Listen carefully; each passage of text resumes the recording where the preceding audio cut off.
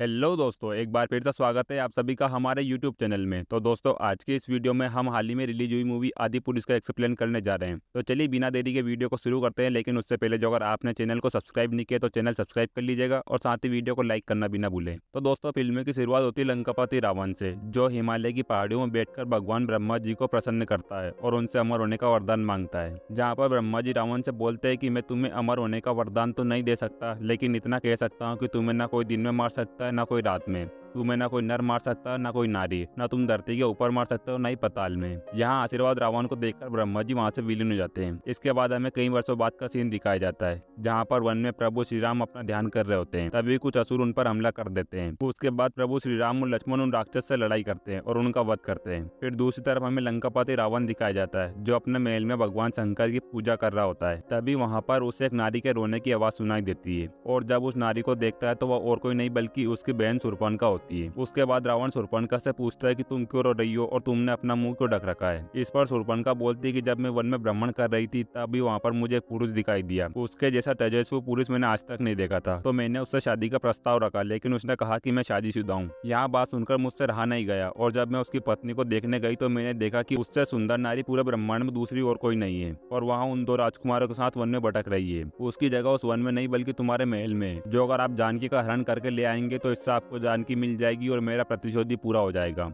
इसके बाद वन में भगवान श्री राम सीता माता से कहते हैं कि तुम्हारी जगह इस वन में नहीं बल्कि महल में है। अभी भी समय तुम अयोध्या लौट जाओ। जहाँ पर सीता मैया राम जी से कहती है कि जहाँ मेरे राघव होंगे वहीं उनकी जानकी होगी। और उसी दौरान सीता माता की नजर एक स्वर्ण के हिरण पर पड़ती है, और वहाँ प्रभु श्री राम से कहती है कि मैंने आज तक ऐसा हिरण नहीं देखा, क्या आप मेरे लिए ये हिरण लेकर आ सकते हैं। जिस पर श्री राम सीता मैया से कहते हैं कि तुम कुटिया में जाओ, मैं इस हिरण को लेकर आता हूँ। अब उसके बाद श्री राम उस हिरण का पीछा करने में लग जाते हैं। इधर सीता मैया कुटिया में पहुंच जाती है, जहाँ उन्हें प्रभु श्री राम के पुकारने की आवाज सुनाई देती है। उसके बाद सीता मैया लक्ष्मण जी से कहती है कि तुम्हारे भैया तुम्हें पुकार रहे हैं, वहाँ के संकट में तुम जाओ उनकी मदद करना। जिस पर लक्ष्मण जी कहते हैं कि तुम्हें यहाँ पर मैं अकेले छोड़कर नहीं जा सकता, लेकिन सीता मैया के बार बार कहने पर लक्ष्मण जी एक रेखा खींचते हैं और कहते हैं कि माता कुछ भी हो जाए आप इस रेखा को पार मत करना। और लक्ष्मण जी प्रभु श्री राम की तरफ चले जाते हैं। तब तक श्री राम उस मायावी हिरण का वध कर चुके होते हैं। लेकिन इधर रावण साधु के रूप में सीता मैया से भिक्षा लेने के लिए कुटिया में जाता है, लेकिन वहाँ उसे रेखा के चलते उस कुटिया में प्रवेश नहीं कर पाता। तब वहाँ सीता मैया को आवाज देता है, जहाँ पर सीता मैया भिक्षा लेकर आती है। लेकिन साधु के रूप में रावण कहता है कि यदि तुम्हें भिक्षा देनी है तो इस रेखा को पार करके आओ,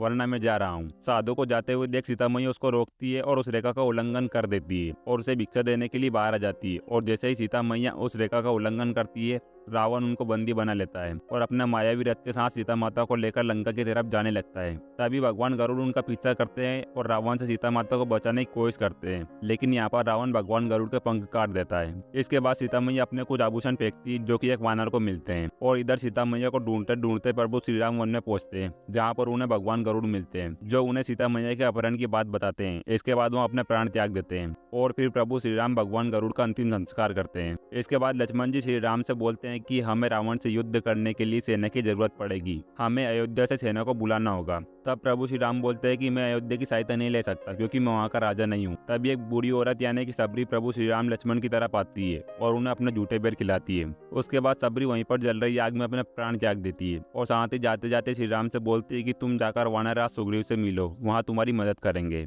इसके बाद श्री राम लक्ष्मण जी सुग्रीव से मिलने के लिए निकल जाते हैं। तभी उन्हें रास्ते में एक साधु मिलता है। वो लक्ष्मण जी के साथ थोड़ी ठिठोली करते हैं और उन्हें चिढ़ाते हैं, लेकिन श्री राम पहचान जाते हैं कि यह हनुमान है और श्री राम जाकर उनको गले लगाते हैं। जिसके बाद श्री राम हनुमान जी से बोलते हैं कि मुझे सुग्रीव से मिलना है। उसके बाद हनुमान जी श्री राम को सुग्रीव के पास लेकर जाते हैं, जहाँ पर श्री राम सुग्रीव से मदद मांगते हैं। तभी सुग्रीव श्री राम जी को सीता मैया के आभूषण देते हैं, लेकिन साथ में प्रभु श्री राम से कहता है कि प्रभु मैं आपकी सहायता कैसे करूँ, मेरा तो पूरा राज्य मेरे भाई बाली ने मुझसे छीन लिया है। उसके बाद प्रभु श्री राम सुग्रीव से कहते हैं कि तुम तुम्हारे भाई के खिलाफ युद्ध की तैयारी करो। उसके बाद हमें बाली और सुग्रीव दोनों में लड़ाई देखने को मिलती है, जहाँ पर प्रभु श्री राम बाली का वध कर देते हैं और बाली को हराकर सुग्रीव को राज्याभिषेक करते हैं। उसके बाद जामवंत जी श्री राम जी से कहते हैं कि हमें सीता मैया तक खबर भेजनी चाहिए कि राघव उन्हें लेने के लिए आ रहे हैं। जामवंत जी हनुमान जी को लंका भेजने के लिए उन्हें उनकी शक्तियों का स्मरण कराते हैं। उसके बाद पवन वेग से उड़कर पवन पुत्र लंका जाते हैं, जहाँ पर सीता मैया से मिलते हैं और उन्हें राम जी की अंगूठी देते हैं। लेकिन तभी वहाँ पर इंद्रजीत आ जाता है और वहाँ हनुमान जी को बंदी बनाकर लंका में ले जाता है, जहाँ पर उन्हें मृत्युदंड देने के लिए कहता है। लेकिन तभी विभीषण बोलते हैं कि हनुमान राजदूत है और राजदूत को मृत्यु नहीं दी जाती। जिसके बाद रावण कहता है कि इसकी पूंछ में आग लगा दी जाए। और जैसे ही इंद्रजीत हनुमान जी की पूंछ में आग लगाता है, हनुमान जी पूरी लंका का सत्यानाश कर देते हैं, वहाँ पूरी लंका को जला डालते हैं। जिसके बाद जाते वक्त हनुमान जी फिर से सीता मैया से मिलने आते हैं और कहते हैं कि मैया आप तो अभी मेरे साथ चलो।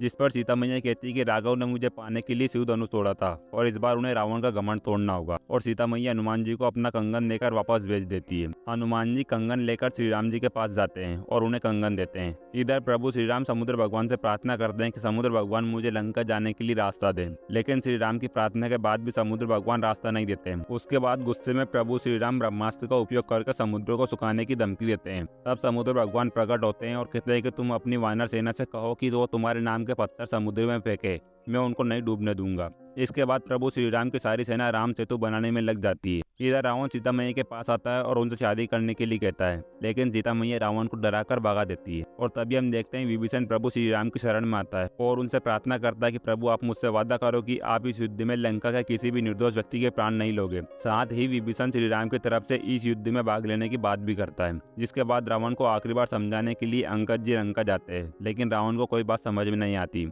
उसके बाद युद्ध शुरू होता है, जहाँ पर इंद्रजीत लक्ष्मण जी को शक्तिबाण लगा देता है। तभी इसके उपाय के बारे में बात होती है। तो विभीषण जी श्री राम से बोलता है कि द्रोणागिरी पर्वत पर एक संजीवनी बूटी है, सूर्य उदय होने से पहले जाकर उसको लेकर आना होगा, तभी लक्ष्मण जी के प्राण बच सकते हैं। एक बार फिर से सभी की नजर हनुमान जी की तरफ होती है। हनुमान जी उड़कर द्रोणागिरी पर्वत जाते हैं, लेकिन वहाँ पर वो संजीवनी को पहचान नहीं पाते, इसीलिए पूरा पर्वत उठाकर ले आते। सूर्य उदय होने से पहले लक्ष्मण जी को संजीवनी बूटी पिला दी जाती है और लक्ष्मण जी के प्राण बच जाते हैं। इसके बाद प्रभु श्री राम और सभी सेनापति एक साथ मिलकर अगले दिन युद्ध की रणनीति बना रहे होते हैं। तभी विभीषण बोलता है कि रावण पहले युद्ध में नहीं आएगा, वहाँ पहले इंद्रजीत और कुंभकर्ण को भेजेगा, इसलिए हमें उनके खिलाफ युद्ध की तैयारी करनी चाहिए। जिसके बाद लक्ष्मण जी पाताल लोक में जाकर इंद्रजीत से युद्ध करते हैं, वहाँ पर उसका वध कर देते हैं। और जब कुंभकर्ण युद्ध के लिए आता है तो प्रभु श्री राम उसका वध कर देते हैं। इधर रावण शिव जी की पूजा करने के बाद युद्ध के मैदान में उतरता है, जहाँ पर वो आते से ही प्रभु श्री राम की सेना पर काफी ज्यादा हावी हो जाता है और एक एक करके सभी सैनिकों को मारने लगता है। तभी श्री राम उसकी गर्दन पर धनुष चलाते हैं, लेकिन रावण तब भी नहीं मरता। उसके बाद श्री राम को रावण को दिया हुआ वरदान याद आता है, जिसके बाद वो हनुमान जी के ऊपर बैठकर आकाश में जाते हैं और वहां से रावण की नाभि पर अटैक करते हैं, जिससे रावण की वहीं पर मौत हो जाती है।